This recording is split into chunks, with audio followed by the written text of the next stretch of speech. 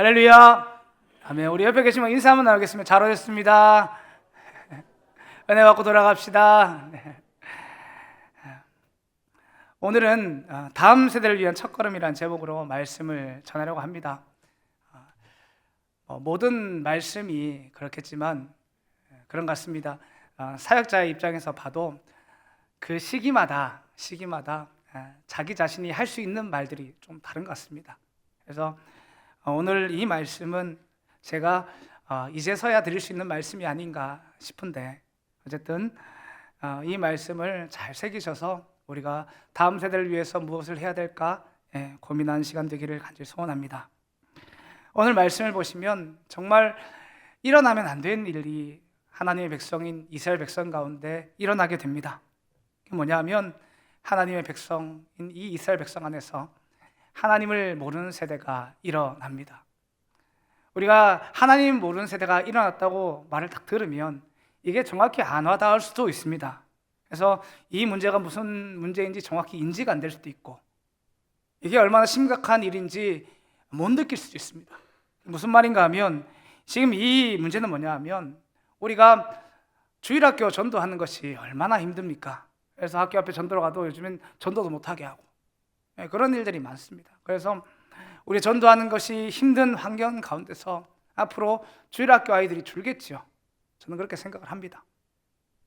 그리고 또 지금 젊은 세대의 부모님들은 자녀를 안 낳기 시작하고 있습니다. 그러니까 또한 이제 어린아이들이 이제 줄어들고 있는데, 그러니까 이런 세대에서 주일학교 사역하는 것이 정말 힘들겠죠. 그런데 오늘 하나님의 말씀에서 우리에게 말하는 이 말은 앞으로 주일학교의 아이들이 줄어진다, 이런 말씀을 하고 있는 게 아닙니다. 앞으로 우리가 전도하기 힘든데 이 가운데서 어떻게 우리가 다음 세대를 세워가야 될까, 이런 말을 하는 게 아닙니다. 오늘 말씀은 우리에게 무슨 말을 하냐면 주일학교가 있는데도 이 아이들이 하나님을 모르는 세대가 될 수 있다는 겁니다. 이해가 되십니까? 그러니까 우리 교회에 주일학교가 있는데도 이 아이들이 하나님을 모르는 세대가 될 수 있다. 하나님은 지금 이 말씀을 하고 계신 겁니다. 우리 주일학교에서 단 한 명의 아이가 예수님을 안 믿어도 정말 마음이 아픈데 한 세대가 통으로 안 믿는 일이 우리에게 찾아올 수 있다는 겁니다. 생각만 해도 아찔하시죠? 생각하기도 싫은 그런 말입니다. 오늘 사사기의 말씀은 우리에게 그 말씀을 전하고 있습니다. 물론 죄악이 더한 곳에 은혜가 넘쳐납니다. 할렐루야. 그런데 거기에서 회복하는 데 시간이 걸립니다. 이스라엘 백성들이 나중에 하나님의 말을 정말 안 들어서 하나님이 결국은 남유다를 바벨론으로 70년간 포로로 보냅니다. 하나님이 그 바벨론 땅에서 그 하나님의 백성을 지키시죠. 그리고 다시 돌아옵니다. 그런데 그 사이의 기간이 70년 걸립니다. 그러니까 우리에게 이런 일이 찾아오기 전에 우리가 다음 세대를 위한 한 걸음을 걸어내야 된다는 겁니다. 그래서 오늘 저는 그 말씀을 드리려고 합니다. 그래서 오늘 말씀을 통해서 내가 정말 다음 세대를 위해서 해야 되는 일은 무엇인가? 하나님, 내가 어떻게 해야 됩니까? 라는 그 답을 찾고 돌아가는 시간 되기를 간절히 소원합니다. 할렐루야. 먼저 하나님을 모르는 세대가 언제 일어났는가를 우리가 알아야 됩니다. 하나님을 모르는 세대가 오늘 말씀 가운데서 일어났는데, 이 하나님을 모르는 세대가 갑자기 하늘에서 뚝 떨어진 것 아니고, 우리가 신앙생활 잘 하고 있는데 돌연변이처럼 갑자기 하나님을 모르는 세대가 튀어나온 게 아니라는 겁니다. 오늘 말씀은 그 이야기를 아주 명확하게 우리에게 전해주고 있는데, 오늘 읽으신 말씀을 보시면 세 가지 세대가 등장합니다. 6절부터 10절을 쫙 보시면 어떤 세대가 눈에 들어오십니까? 말씀을 한번 보시길 바랍니다. 어떤 세대가 눈에 들어오십니까? 먼저 6절을 보시면 여호수아 세대가 있습니다. 그리고 7절을 보시면 여호수아 뒤에 생존한 장로들의 세대가 있고, 그리고 마지막 10절을 보시면 하나님을 모르는 세대가 있습니다. 그래서 이제 무슨 말인가 하면 하나님을 모르는 세대는 절대로 여호수아 세대 뒤에 오지 않습니다. 오늘 말씀해 보더라도 여호수아 뒤에 생존한 장로들의 세대, 이 뒤에 하나님을 모르는 세대가 찾아오게 됩니다. 그러면 여호수아 뒤에 생존한 이 장로들의 세대는 도대체 어떤 세대일까? 어떤 세대인데 하나님을 모르는 세대가 이 뒤에 찾아온단 말인가? 이 말이죠. 제가 정의를 먼저 해드리면 이 세대가 어떤 세대인가 하면 하나님의 살아계심을 보아서 하나님을 떠날 수 없지만 하나님의 살아계심을 보여줄 수 없는 세대입니다. 다시 한번 더 말씀드리면 내가 하나님의 살아계심을 보아서 맛보아 아는 세대지만 하나님 살아계신데 내가 떠날 수는 없잖아요. 근데 우리의 다음 세대에게, 내 자녀에게 하나님의 살아계심을 보여줄 수 없는 겁니다. 그러니까 그 세대 뒤에 하나님을 모르는 세대가 찾아온다, 그 말입니다. 7절의 말씀을 통해서 함께 확인해 보겠습니다. 7절입니다. 함께 읽겠습니다. 시작. 백성이 여호수아가 사는 날 동안과 여호수아 뒤에 생존한 장로들 곧 여호와께서 이스라엘 위하여 행하신 모든 큰 일을 본 자들이 사는 날 동안에 여호와를 섬겼더라.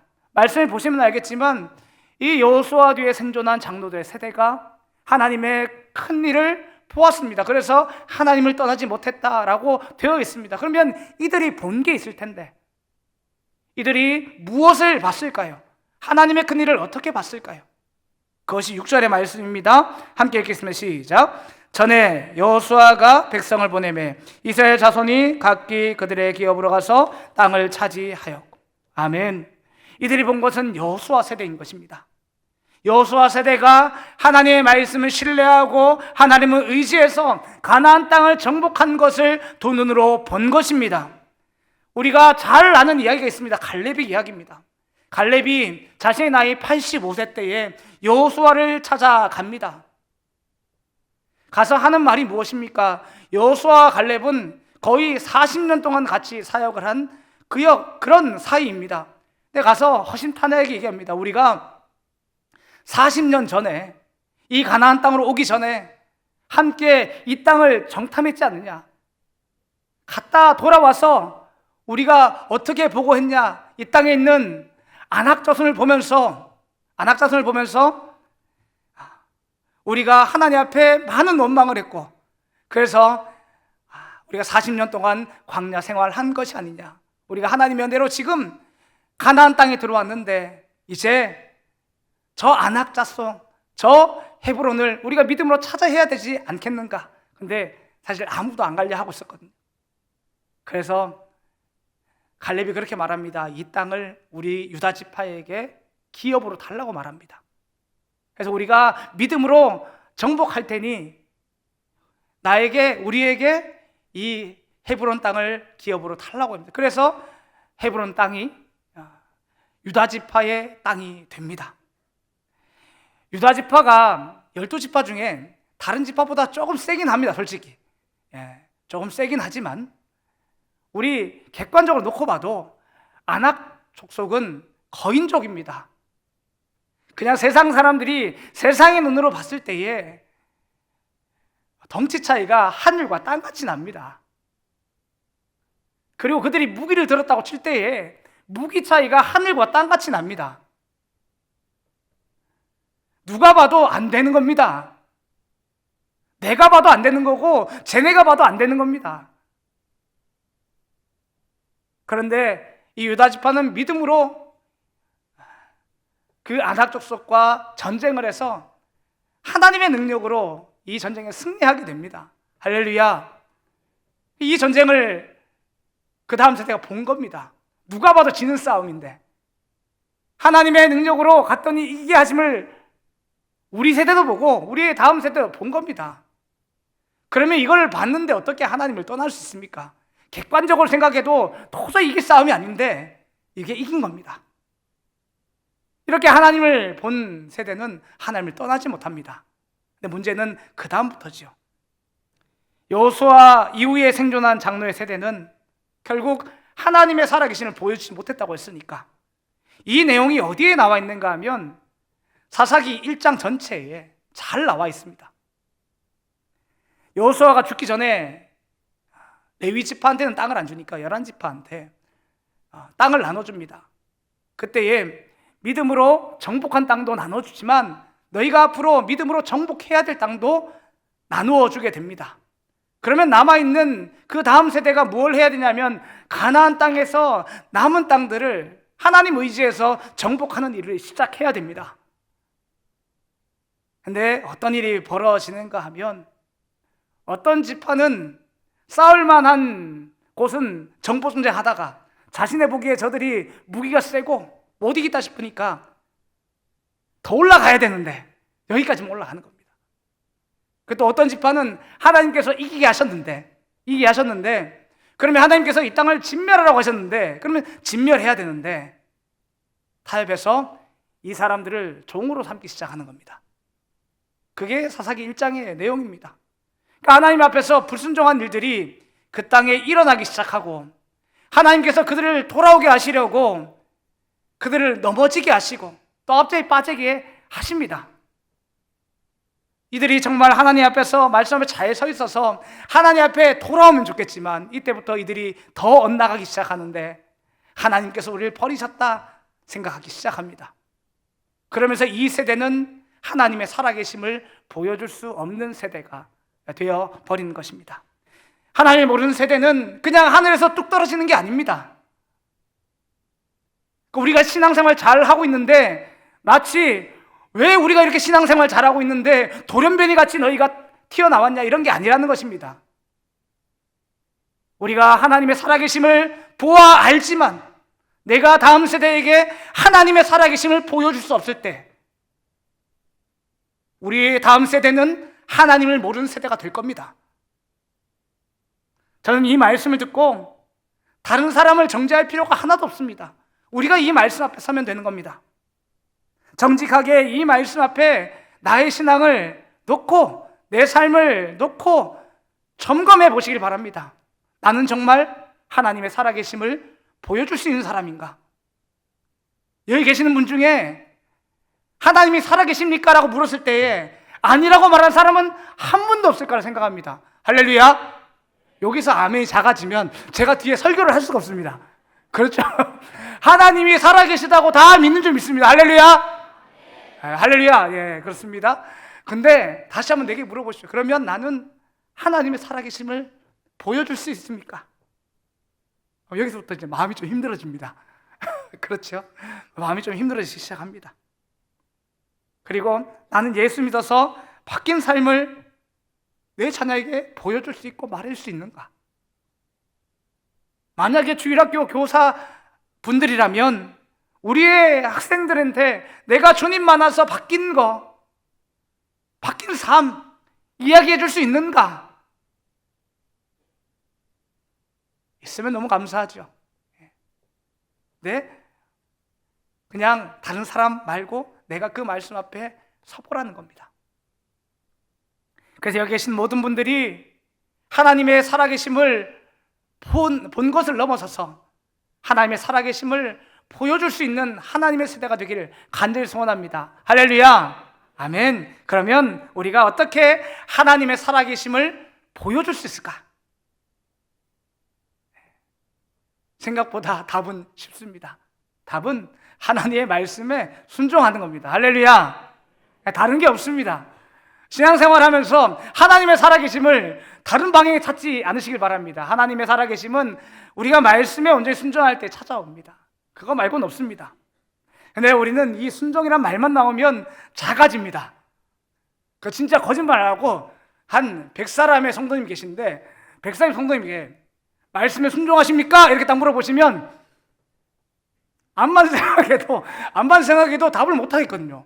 그렇게 옆에 사람에게 말씀에 순종하십니까? 물으면 내가 순종은 하고 있는데 100점짜리가 아니잖아요. 솔직히 말하면 100점짜리가 아니니까 내가 아멘 하기가 쉽지 않은 거예요.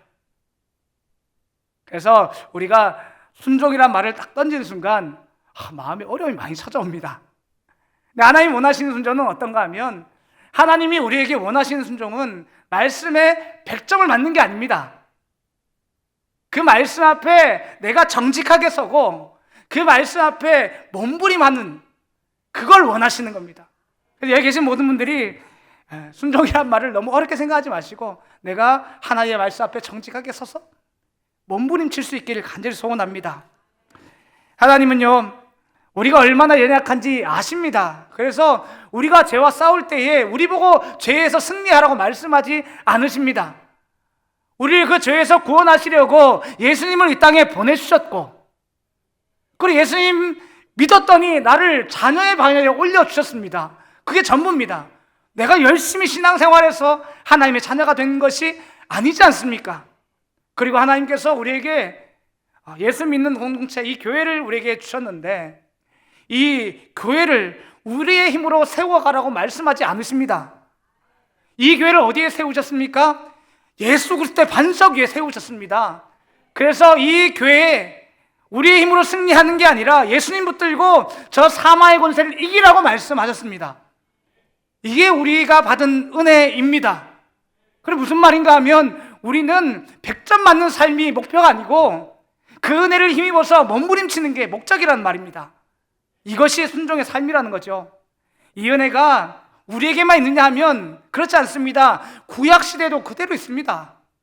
무슨 말인가 하면 하나님은 동일하지 않습니까? 신약 시대에만 은혜의 시대이고 구약 시대는 율법의 시대이고 그렇지 않습니다. 순종의 세대 중심에 있던 여호수아를 보시면 압니다. 여호수아 1장에 보시면 하나님께서 여호수아를 부르시죠. 세대 교체를 하면서 이제 가나안 땅을 가게 하시려고 여호수아를 세우시면서 여호수아한테 너다 하신 거예요. 근데 여호수아가 아멘 했을까요? 아닙니다. 두려워 떨었어요. 모세랑 나랑 비교하니까 너무나 내가 부족한데 하나님 내가 어떻게 이들을 이끌고 가나안 땅 들어갑니까? 그렇게 믿음이 없는 것이 여호수아였습니다. 근데 하나님께서 여호수아에게 무슨 말씀하셨습니까? 가고 담대하라. 내가 너와 함께 할 것이다. 그렇게 말씀하셨습니다. 그래서 하나님의 은혜로 이 여호수아가 이 백성을 이끌고 가나안 땅으로 들어간 겁니다. 그리고 그 이스라엘 백성, 순종의 세대라고 말했던 이 여호수아 세대에 이 이스라엘 백성들은 흠도 없고 티도 없는 그런 사람들이었는가 하면 그렇지 않습니다. 우리 지금 담임 목사님과 함께 여호수아를 계속 보았지 않습니까? 여호수아에 보시면 이스라엘 백성들이 실수를 너무 많이 합니다. 기도해야 되는데 기도 안 하고 자기 마음대로 가고 여리고성 이겼다고 아이성은 뭐 얕잡아보고 그게 그 세대의 사람들이었습니다. 흠도 없고 티가 없는 사람이 아니라 부족한 사람이었습니다. 근데 하나님은 오늘 사사기 말씀에서 이 세대를 말씀에 순종한 세대라고 말해 주십니다. 그러니까 다시 말씀드리면 우리가 순종의 세대가 되는 것은 말씀 앞에 100점 맞는 게 아니고 그 말씀 앞에 정직하게 서셔서 정말 몸부림치는 삶이면 된다는 것입니다. 할렐루야. 제가 돌아보니 그렇더라고요. 누가 봐도 지는 싸움입니다. 누가 봐도 지는 싸움. 그거 우리는 믿음으로 해야 되는 거잖아요. 누가 봐도 지는 싸움 믿음으로 해야 되잖아요. 원망 안 하실 겁니까? 아니, 여기 솔직하게 자기를 돌아보십시오. 누가 봐도 지는 싸움입니다. 근데 누가 믿음으로 하래요. 그러면 그 앞에서 원망 안 할 자신 있으세요? 저는 없어요. 아멘 하신 분이 저보다 믿음이 좋아요. 저는 정말 너무 많이 원망했어요. 아니 믿음을 싸워야 되는데 믿음이 안 생기는 걸 어떻게 해요?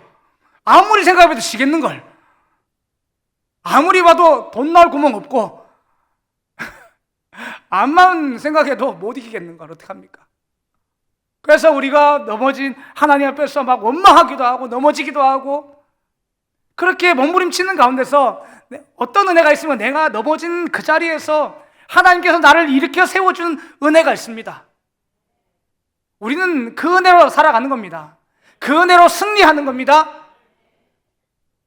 그리고 우리는 그렇게 하나님의 살아계심을 보는 것이고 우리는 그 은혜로 하나님의 살아계심을 보여주는 세대가 되는 것입니다.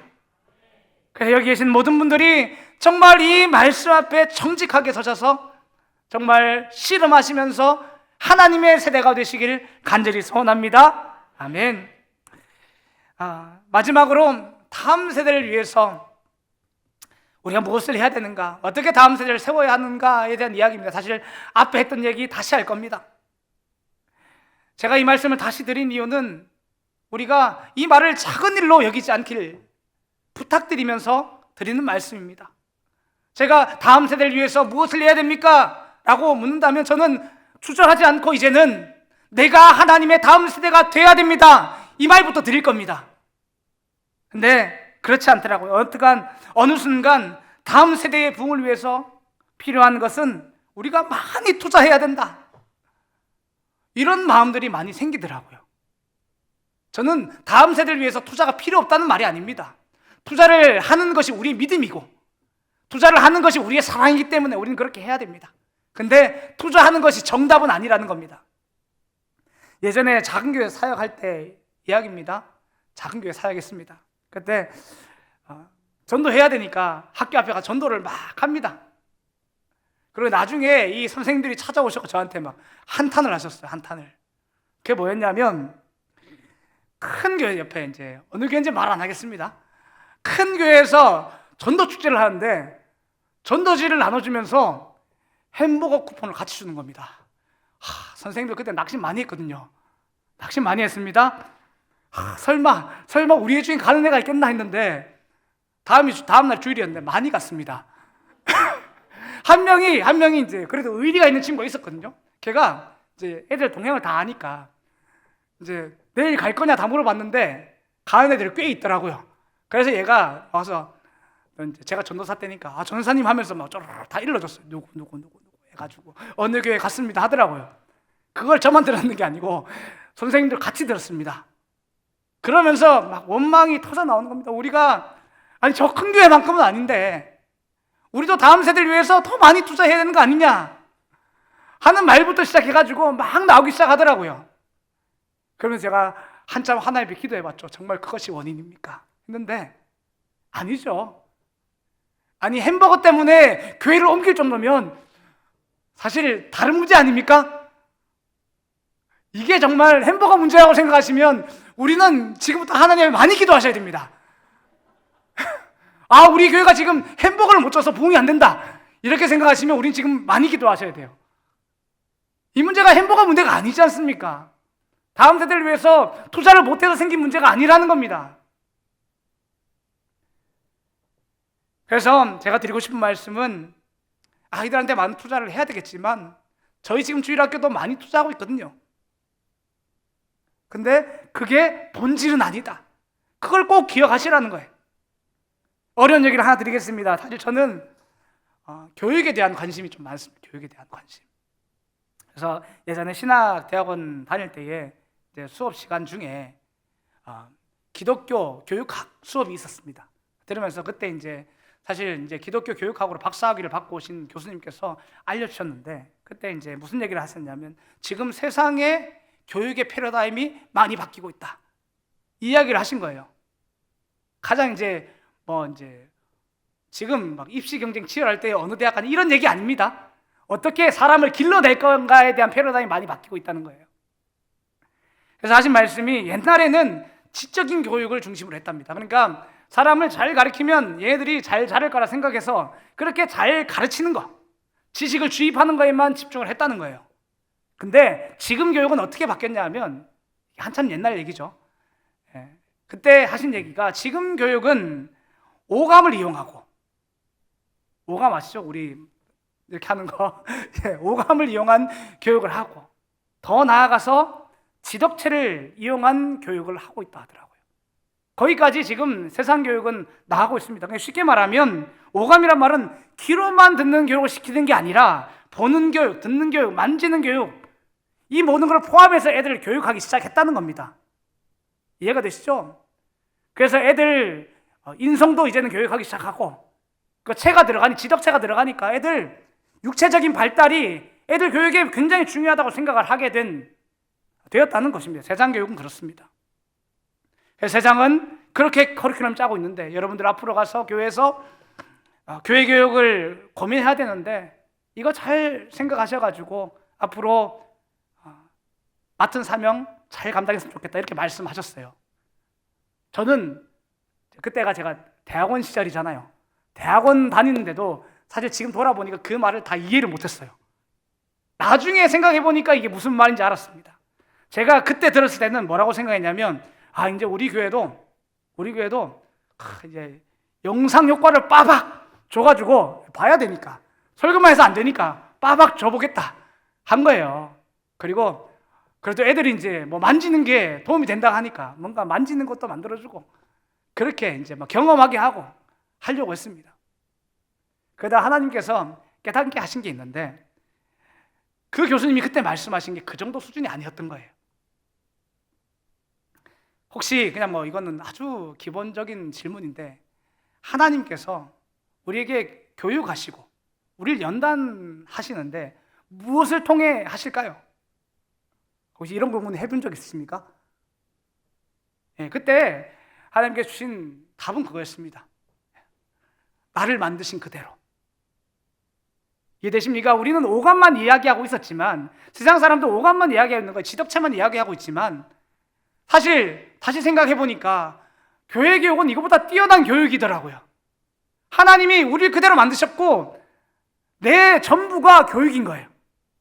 그냥 말씀을 듣는 것만으로 교육시키는 게 아니고 성경을 읽는 것만으로 교육시키는 게 아니더라고요. 내 삶 전체를 통해서 교육을 시키시더라고요.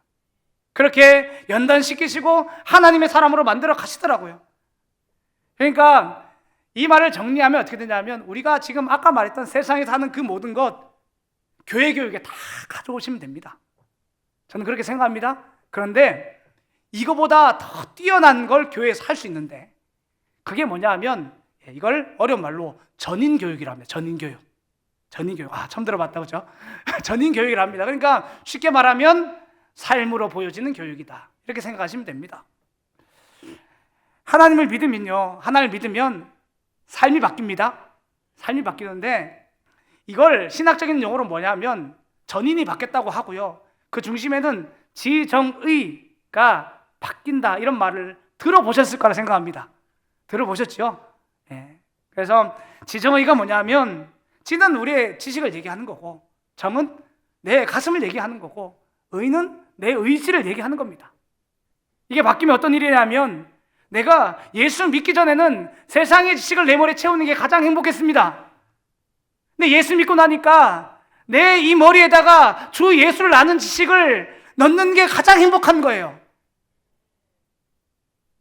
그렇게 우리는 바뀐다는 거예요. 옛날에는 어떻게 하면 돈을 벌까 하는 것에 내 가슴이 뛰고, 세상의 일들, 어떻게 세상에 내 모르는 지식들을 배울까 하는 그것에 내 가슴이 뛰었다면, 이제는 내가 돈을 벌더라도 어떻게 주를 위해 쓸까에 대해 내 가슴이 뛴다는 거예요. 그렇게 우리가 바뀌는 거죠. 의는 뭡니까? 옛날에는 내가 좋은 대학 가는데 좋은 대학 가야 되니까 거기에 내 모든 의지가 발동이 되는 겁니다. 돈 버는 게 좋았으니까 돈 버는 일에 내가 그 일을 하고 싶은 거예요. 근데 예수 믿고 나니까 내 꿈을 쫓아가는 게 아니라 내 꿈 가운데서 하나님의 비전을 어떻게 발견할까 하는데 내 의지가 발동하더라는 거죠. 옛날엔 돈 버는 것 자체가 중요했는데, 이제는 그 돈 번 걸 어떻게 주를 위해 쓸까가 거기에 내 의지가 발동하고 있는 겁니다. 이렇게 우리는 바뀌는 거예요. 반드시 바뀝니다. 전 돈이 필요 없다고 말하는 게 아닙니다. 돈도 버시고 공부도 많이 하시고 다 하시면 됩니다. 근데 그걸 주를 위해 쓰는데 우리가 쓰셔야 된다, 그 말입니다. 그런데 내가 그렇게 살면 무엇이 바뀔까요? 내 말이 바뀌죠. 무슨 말을 하든지 말이 반드시 바뀌게 되어 있습니다. 삶이 안 바뀔까요? 삶이 바뀝니다. 하는 행동이 다 바뀌는 거예요. 그냥 기도하세요 뭐 이런 게 아닙니다. 정말 내가 예수를 믿고 나면 내 생각과 내 마음과 내 의지가 방향이 바뀌고 나면 내 모든 게 바뀌는 거예요. 누가 알려주지 않아도 그렇게 하는 거예요. 그리고 그것을 내 옆에 있는 사람이 보지요. 내 그런 모습을 내 자녀가 안 볼까요? 보는 겁니다. 그렇게 내가 정말 하나님 믿는 사람으로서 바로 서게 되면 이걸 옆에 사람도 보고 내 자녀도 보고 교사로서 우리의 주일학교 학생들도 보고 그렇게 되는 겁니다. 그러니까 내가 하나님의 살아계심을 보여줄 수 있는 사람이 되니까 우리의 다음 세대는 하나님을 떠나지 않습니다. 왜냐하면 나를 통해 하나님을 봤거든요. 내가 암만 없다고 말해도 내가 아주 없다고 말할 수 없거든요. 얘들이 본 게 있으니까. 그때 하나님께서 역사하시는 겁니다. 우리가 다음 세대를 위해서 뭘 할까? 라고 물으신다면 저는 지체 없이 내가 하나님의 세대가 되라고 말씀드릴 겁니다. 그렇게 내가 하나님의 세대가 되셔서 내가 받은 그 은혜를 옆에 있는 많은 사람들에게 흘려보내는 은혜가 있기를 소원하고, 그리고 나를 통해서 많은 사람들이 예수 믿는 역사가 있기를 간절히 소원합니다. 아멘. 함께 기도하겠습니다.